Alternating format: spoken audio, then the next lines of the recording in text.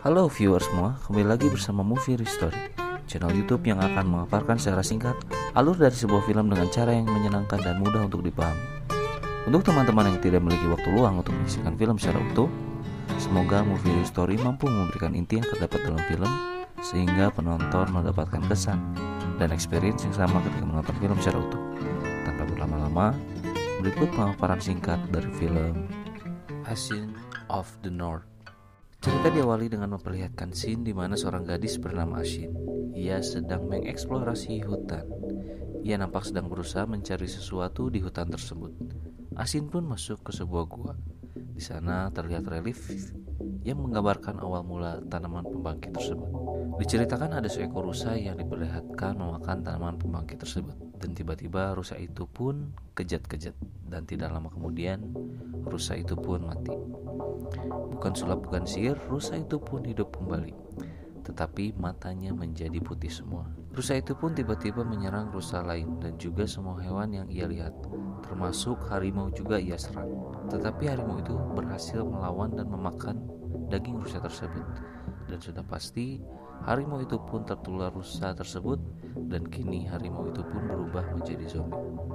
Tanaman tersebut dapat menghidupkan orang mati dan itulah yang dilihat oleh Ashin di relief gua tersebut.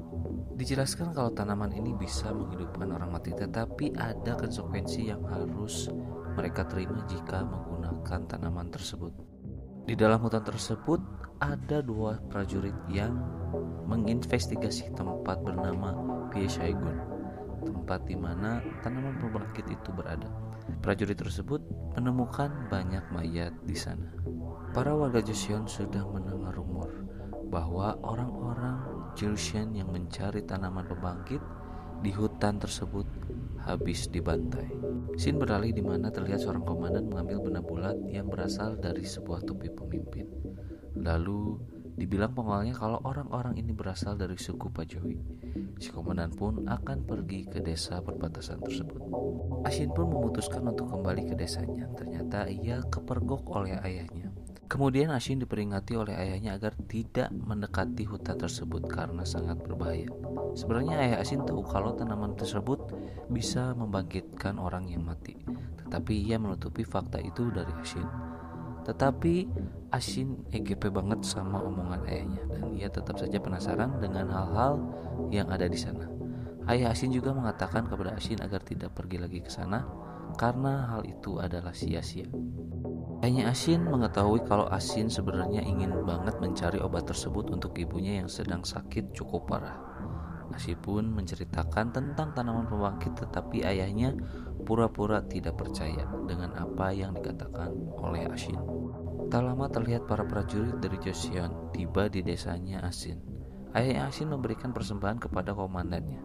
Komandannya bilang kalau 15 orang Pajowi yang mencari tanaman pembangkit itu habis dibantai gara-gara harimau. Jadi dia menyuruh ayah Ashin buat pergi ke desa Pajowi buat sebarin rumor kalau orang-orang Pajowi itu tewas oleh harimau. Scene beralih di mana si komandan mengunjungi tempat komisaris militer kerajaan. Si komandan memiliki bukti bahwa si komisaris itu sebagai dalang di balik terbunuhnya 15 orang di hutan tersebut. Si komandan pun memberikan benda bulat dari topi si komisaris tersebut sebagai bukti yang ternyata memang berasal dari si topi komisaris. Si komisaris pun menjawab kalau orang-orang Pajowi sebenarnya tidak berhak untuk mendekati tanaman tersebut karena tanaman pembangkit tersebut milik klan Haiwenjo, kelompok klan keluarga besar yang menguasai daerah Joseon. Jadinya orang-orang Georgian pantas mati.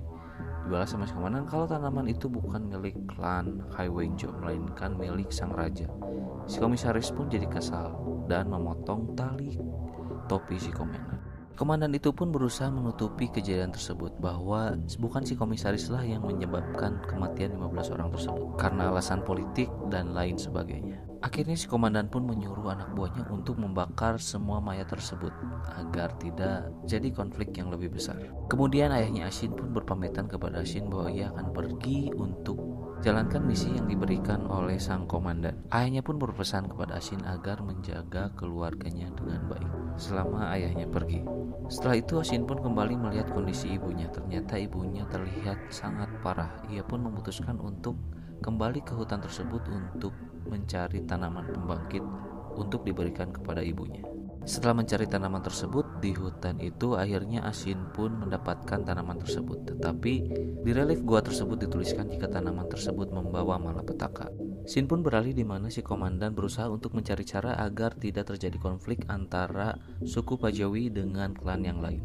Ia pun memutuskan untuk memburu macan tersebut untuk mengalihkan isu bahwa 15 orang mayat yang ditemukan di hutan itu bukanlah dibunuh oleh manusia melainkan oleh harimau.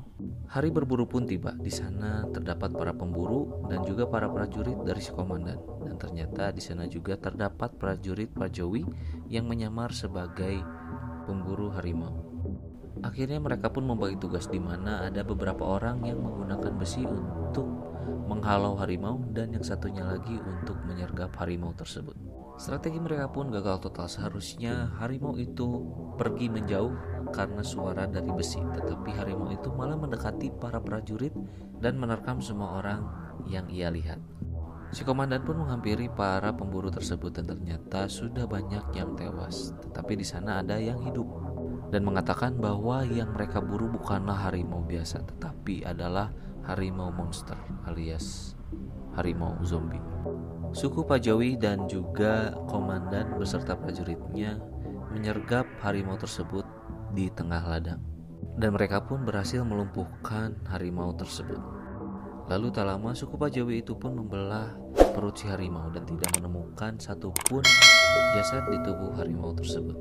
Orang Pajawi itu pun mengancam kepada si komandan akan terjadi peperangan karena sudah terbukti bahwa 15 orangnya tidak dibunuh oleh harimau, melainkan ada yang disembunyikan si komandan dari suku Pajawi tersebut.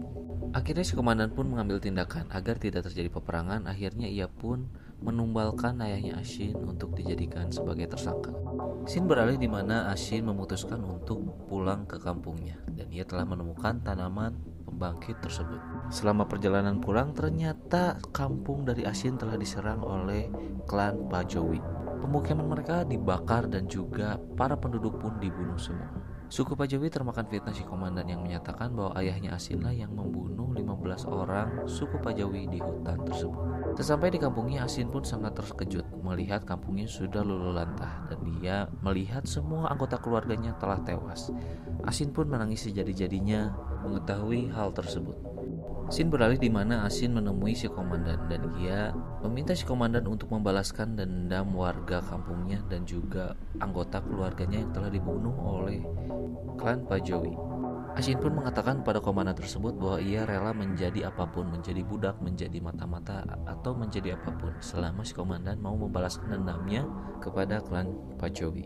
Si komandan pun belum mengiyakan keinginan dari Asin, tetapi si komandan itu menyuruh prajuritnya untuk membawa Asin ke sebuah tempat agar ia bisa dirawat. Sesampainya di sana, Asin pun dijadikan sebagai budak, tetapi di sela-selanya sebagai budak ia pun berlatih untuk meningkatkan skill bela dirinya. Ia pun berlatih panah dan lain-lain.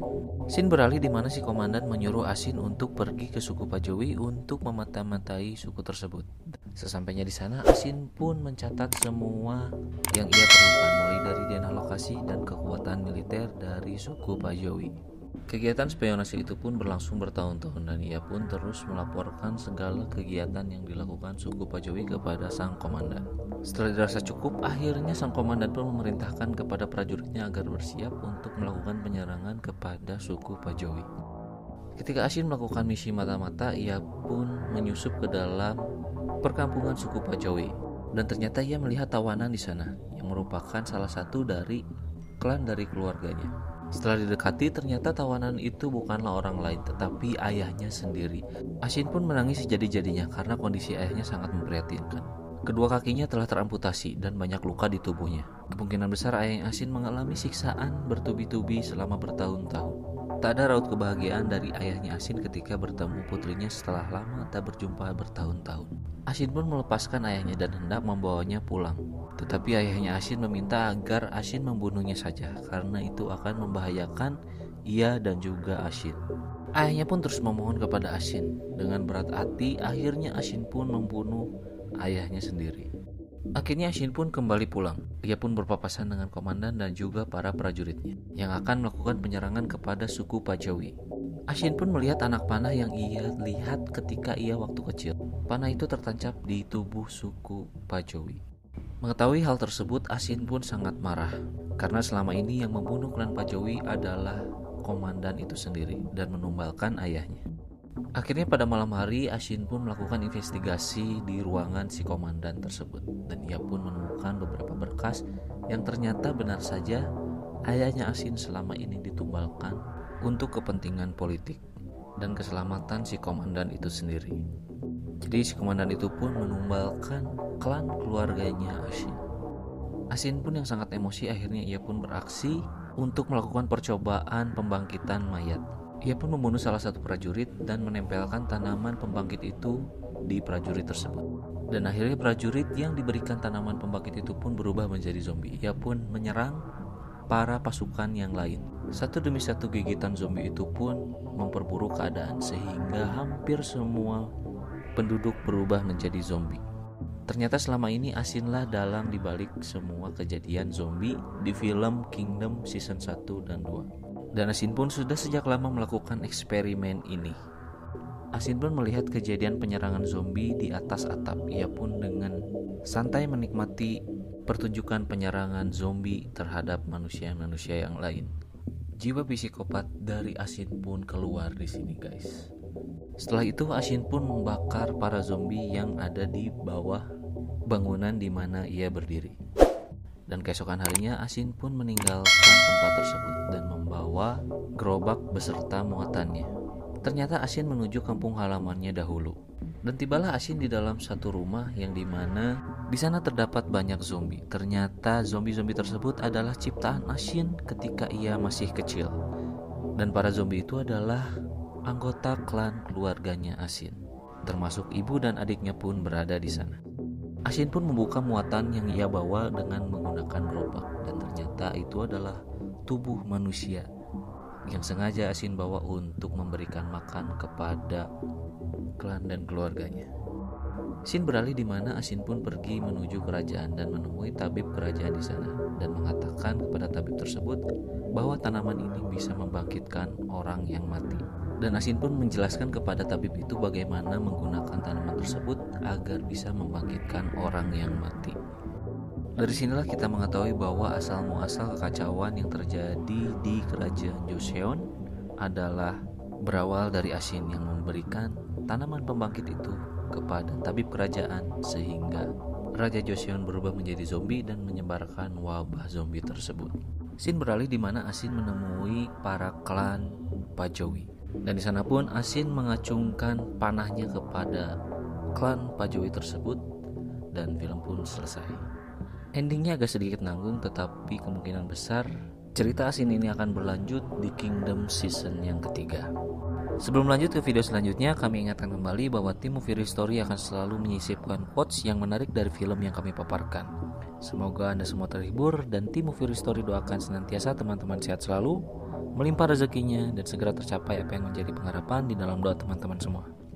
Berikut quote pilihan tim Movie Story dari film Ashin of the North.